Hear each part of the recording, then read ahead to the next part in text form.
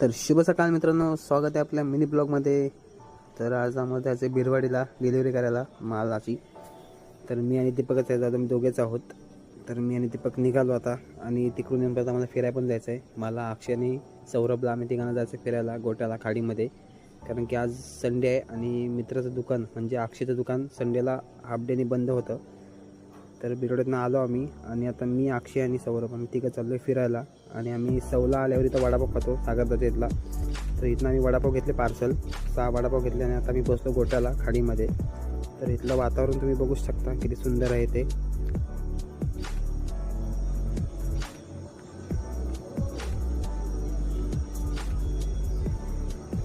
इथं आम्ही नेहमीच येतो सुट्टी असल्यावर. मग इथलं वातावरण खूप मस्त आहे. तर लोक मासे वगैरे पकडायला पण खूप येतात. तर मित्रांनो, खाता मी वडापाव. भेटूया उद्याच्या ब्लॉगमध्ये. तुमचं टाटा, बाय बाय.